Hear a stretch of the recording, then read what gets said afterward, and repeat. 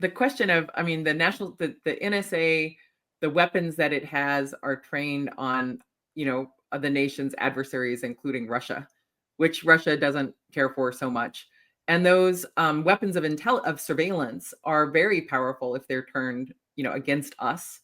And they also have been used, in cooperation with our allies in the UK and the EU. And you have now an incoming president who wants to destroy NATO because Putin wants to destroy NATO, not because we Americans want to not have allies in Europe that we've had trusted alliances with for 80 some years.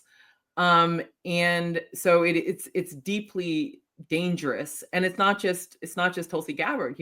He has said he's going to put one of his last appointees to Director of National Intelligence, John Ratliff, who has different issues than Tulsi does. Tulsi's issues of being, possibly a foreign operative or certainly aligned as a potential agent of foreign power are substantial.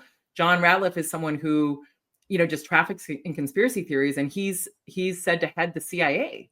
So you have, the Central Intelligence Agency in the hands of a person who is sort of pushing Pizzagate nonsense. Like, what type of mind, what type of intellect do you have if you're, one of the people who bought into that completely ridiculous conspiracy theory? But now he's the person who's at least like on paper now headed to helm the CIA. And then you have Matt Gaetz at the Justice Department, who, I wouldn't hire him to handle a traffic ticket, let alone to handle the Department of Justice. He's seems to be a sexual predator.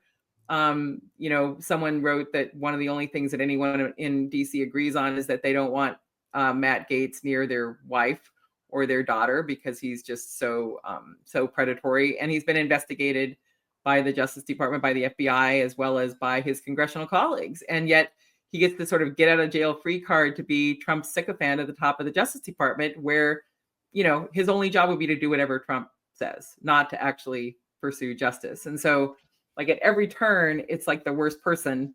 And then we can talk about RFK, but I'll stop there. We'll talk about RFK later. I'm gonna, I think before we get to gloom, I want to push back on a couple things. Okay, please. And again, don't get me wrong. I think things are going to be really fucking awful, but okay. Rick Grinnell was the director of national intelligence for a spell. Yeah. That was during the spell when he retweeted me when I said that he was a traitor, and he said, "Stop calling people Russian assets." And I was like, I didn't call you a Russian asset. What are you trying to tell me, Rick Grinnell? Anyway, he was the director of national intelligence. So that position can either be super powerful because you're at the top of the pyramid, or it can be bullshit PR crap where, like in Match, where it's like Major Burns doesn't know what the fuck is going on, and the surgeons are doing the stuff, and they're like, whatever, man.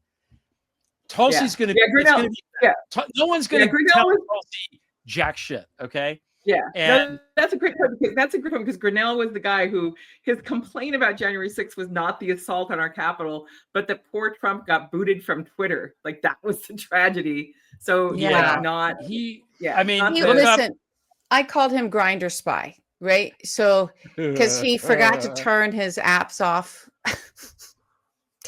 So, I think he was a little distracted by other things, quite possibly. Moldova. He's got Moldovan shit going on. He had the Moldovan shit.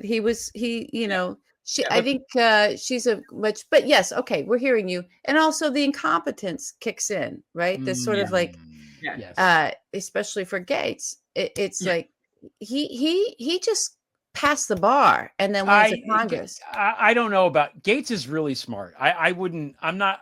If he gets in there, it's not going to be good. It's a big bureaucracy to run, though. I know, but he's way smarter than Tulsi. Yeah, he can smash it up.